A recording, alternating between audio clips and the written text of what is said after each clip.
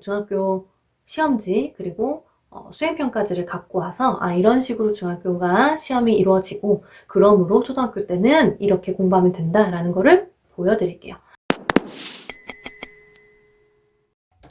안녕하세요. 영어하부르탄 릴리세입니다. 제가 이번 영상에서는요, 우리 초등학교 고학년 학생들을 위한 영어 문법 공부법에 대한 이야기 나눌 겁니다. 제가 지난 영상에서 초등학교 영어 문법 로드맵을 좀 큰 그림으로 이렇게 보여드렸다면, 이번 영상에서는 5학년, 6학년 아이들이 중학교 영어 시험을 대비해서 어떤 식으로 공부를 해놓으면 좋은가라는 거를 좀 구체적으로 보여드릴 거예요. 제가 중학교 시험지를 중학교 시험지 그리고 수행평가지를 갖고 와서 이런 식으로 중학교가 시험이 이루어지고 그러므로 초등학교 때는 이렇게 공부하면 된다라는 거를 보여드릴게요. 꾸준히 해야 좋은 공부가 있고 좀 집중해서 이렇게 여러 번 반복하는 공부가 있는데 사실 문법은 제가 봤을 때 매일매일 해주는 것도 사실 모든 공부가 많이 하면 좋아요. 그렇지만 사실 우리는 문법 공부만 하는 게 아니라 영어 공부도 해야 되고 뭐 해야 될 것들이 많잖아요. 그렇기 때문에 그 시간을 전략적으로 잘 배분하는 게 저는 중요하다고 생각을 하고 문법 같은 경우에는 이렇게 매일 꾸준히 몇 분씩 하는 것도 나쁘지는 않지만 저는 방학 때 좀 집중적으로 몰아서 한번 공부하고 또 한 번 돌고 이렇게 몇 회 독을 하는 거 그렇게 좀 추천을 드려요. 두 번째, 공부 방법. 이게 진짜 중요한 건데요. 사실 강의를 이렇게 듣고 문제를 이렇게 많이 푸는 방식 예전에도 제가 보면 어머님들이 몇 백제 문제, 뭐 몇 천제 문제를 아이와 막 여러 개 막 풀고 있어요 라고 하는데 사실은 그게 나쁜 방법은 아닌데 제가 더 추천드리는 방법은 뭐냐면 양보다 질이라는 거예요. 그러니까 많은 문제를 풀면서 이렇게 막 계속 하는 것보다 문제를 조금만 풀더라도 몇 개 한 뭐 4-5개를 풀더라도 제대로 내가 분석을 하면서 푸는 그런 질적인 접근이 굉장히 중요해요. 이거 왜 그러냐면 나중에 아이들이 이게 이제 초등학교 때 사실 지식도 중요하지만 습관이 중요한 시기잖아요. 근데 중학교 때 제가 아이들을 많이 보면 한 60점대, 한 5, 60점대 아이들은 개념이 아직 잘 안 잡힌 거고 한 70점대에서 80점 아이들은 개념은 알고 있는데 이 문제를 풀 때 이 습관이 제대로 잘 잡히지 않아서 그냥 이렇게 소위 말해서 실수를 하는 거예요. 그래서 틀린 아이들이 보통 중위권에 많아요. 그렇기 때문에 이런 실수를 좀 줄일 수 있게끔 하려면 초등학교 때부터 습관을 잘 잡아줘야 중학교 때 가서 시험 때 이제 개념을 알아도 실수하는 그런 부분들이 확 줄어요. 그렇기 때문에 말씀을 드리는 거고, 그리고 또 이제 지나친 선행보다는 계속해서 습관을 잘 잡는 거 똑같이 말씀을 드리는 건데 이제 초등학교 한 5학년 때부터 뭐 중학교 2학년 때 나오는 뭐 투부정사라든지 아니면 뭐 관계대명사 뭐 이런 것들 좀 어려운 개념들을 빨리 배운다라고 해서 무조건 좋은 게 아니에요. 사실 이거는 뭐 정답이 있는 건 아닌데 기본적으로 1년 정도 선행을 하면 된다라고 보거든요. 그래서 중학교 1학년 정도를 초등학교 6학년에 꺼내놓고 중학교 2학년 때 나오는 것들을 중학교 1학년 때 공부를 해도 돼요. 특히 중학교 1학년 때는 시간이 많거든요. 자유학년제이기 때문에 시간이 많아요. 아이들이 좀 긴장도가 좀 많이 떨어져서 그렇지만 기본적으로 중학교 2학년 공부는 중학교 1학년 때 영어 문법에 관해서는 그렇게 해도 충분해요. 그렇기 때문에 굳이 막 빨리 선행을 해야 된다라고 해서 막 급하게 가는 것보다 제대로 습관을 잘 잡고 가는 게 중요하다라는 거 좀 강조드리고 싶어요. 자, 그러면 아마 이 얘기를 들으시면 그래서 어떻게 도대체 구체적으로 하라는 이야기냐라고 하실 것 같아서 제가 보여드릴게요. 네.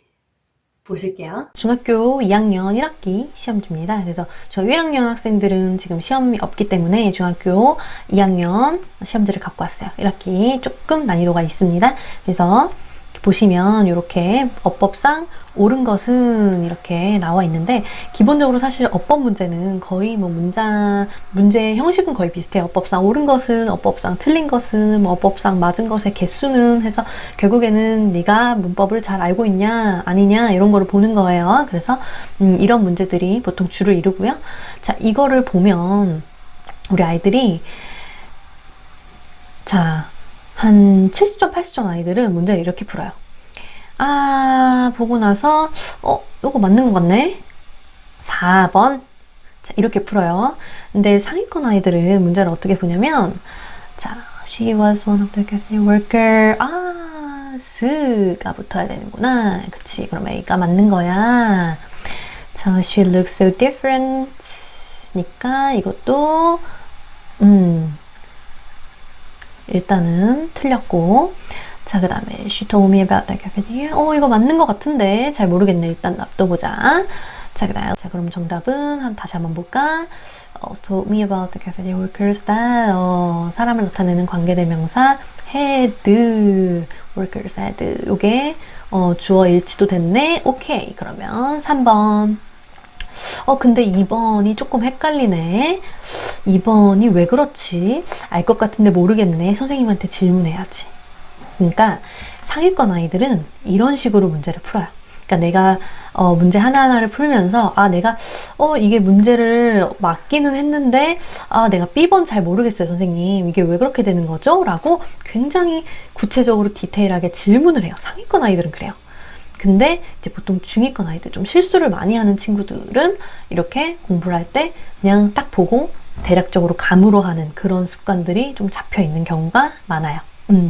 해서 제가 이런 것들을 봤을 때 그렇다면 초등학교 때 어떤 습관을 잡아줘야 우리 아이가 상위권으로 갈 수 있느냐 이거겠죠? 그러면 자 똑같아요 사실은 제가 요거는 그냥 출처를 갖고 오려고 사진을 가지고 온 거고요. 보면 이래요.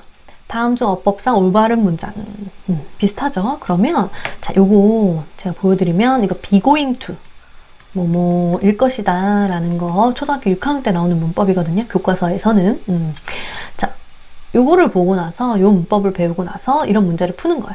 자, 그랬을 때 우리 아이가 자, 4번, 뭐 3번 이렇게 하는 게 아니라 아이에게 이거를 하나하나씩 보면서 설명할 수 있게끔 해주는 거예요.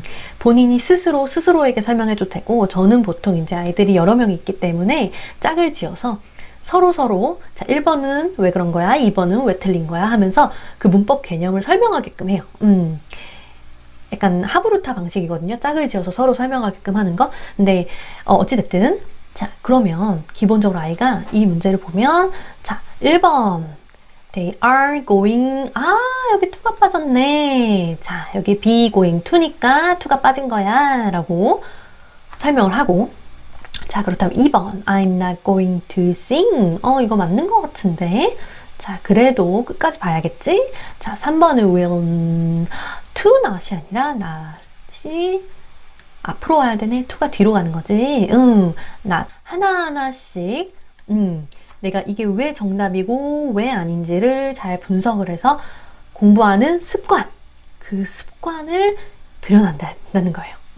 이 습관이 정말 중요하다라고 말씀드리는 거예요. 그래서 아이가 개념을 배우고 be going to라는 개념을 배우고 나서 자 이거는 왜 그렇고 이거는 왜 아니고 이런 것들을 이렇게 분석하고 내가 직접 설명해 줄 수 있을 만큼의 그런 습관을 꼼꼼하게 들이는 질적인 공부가 중요하다라고 말씀을 드리는 겁니다. 제가 그러면 서술형 평가를 보여드릴게요. 얘도 마찬가지예요. 자 요거 이제 서술형 문제예요. 주관식인데 자 여기 보면 주어진 동사를 적절히 활용해서 알맞게 영어로 쓰시오 라고 합니다. 그래서 이렇게 보기를 보여주니까 어떤 거를 원하는지 감은 잡을 수 있는데 기본적으로 내가 이 동사를 활용해서 이 문장을 장문, 영작해야 되는 거예요. 그렇기 때문에 제가 이제 아이들을 지도하다 보면 생각보다 많은 아이들이 앞에 뭐부터 쓸지를 몰라요. 그러니까 문장 구조, 주어와 동사 잡는 거 자체를 어려워한다라는 거예요. 그렇기 때문에 초등학교 때부터 문법 할 때 문장을 통문장을 많이 만들어 봐야 된다라는 거죠.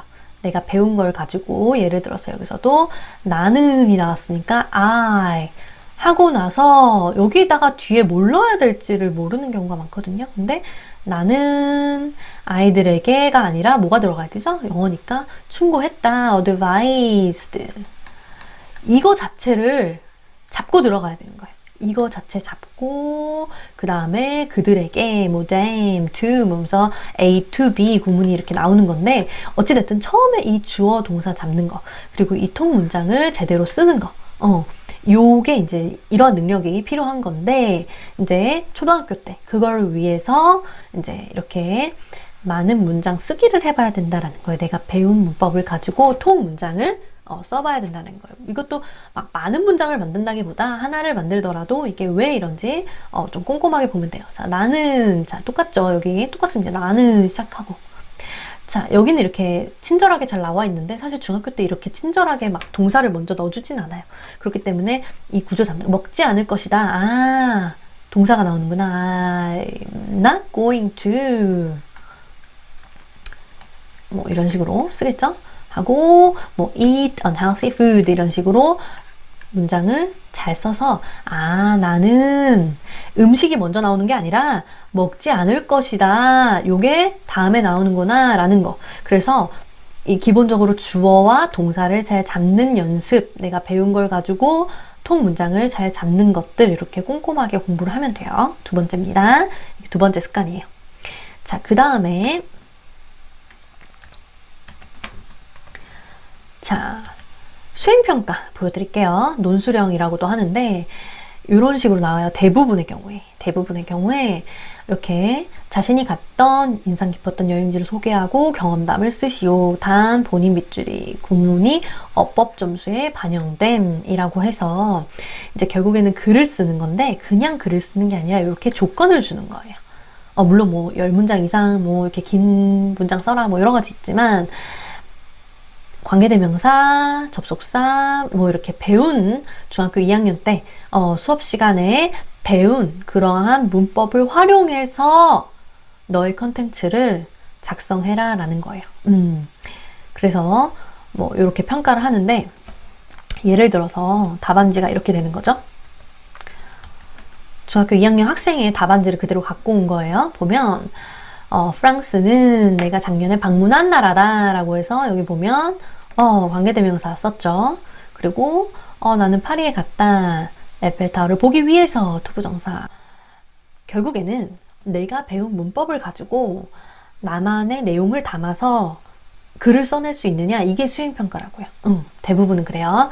그렇기 때문에 물론 이거를 막 갑자기 딱 주면서 하진 않고 미리 내주고 아이에게 충분히 연습할 수 있는 그런 기회를 주기는 해요. 그래도 어쨌든 기본적으로 아이에게 이러한 능력을 요구한다라는 거예요. 아시겠죠? 그렇다면 이러한 것들을 좀 미리미리 준비를 해놔야겠죠? 그러면 어떤 식으로 할까? 이거예요. 자, 보시면 자, 초등학교 때 예를 들어서 아까 계속해서 이어가면 be going to 라는 문법을 내가 배웠어요. 그러면 이걸 가지고 나만의 이야기를 일기로 써보는 거예요. 물론 뭐 난이도 자체는 차이가 당연히 있죠. 중학교 2학년 수행평가니까. 근데 이제 초등학교 때 이런 식으로 내가 배운 문법을 가지고 이렇게 문장을 만들면서 일기를 써보는 것들이 도움이 되겠죠. 그래서 예를 들면 여기 be going to, be going to, be going to 여기 뭐 조금 틀린 문법들이 있긴 한데 이거 학생이 쓴 거니까 감안하고 보시면 어쨌든 그래서 요렇게 그래서 세 번째는 뭐냐면 내가 이제 일기를 쓰거나 이렇게 쓰기 많이 고민하시죠. 그렇게 할 때 이렇게 문법으로 어쨌든 미션을 주는 거야. 자, 우리 오늘 be going to를 배웠으니까 be going to를 활용한 문장을 3개 이상 넣어서 글을 써보자 라고 해서 이렇게 좀 난이도는 쉽지만 중학교 때 수행평가처럼 이렇게 좀 이렇게 가볍게 연습을 해볼 수 있는 기회를 주는 거죠.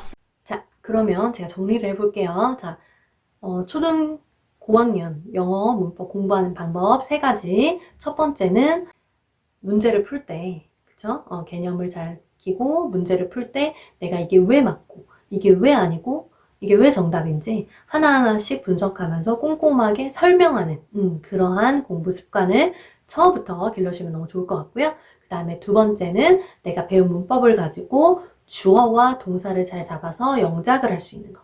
문장을 꼼꼼하게 써보면서 영작하는 거, 한 문장을 제대로 만들어보는 게 되게 중요하고요.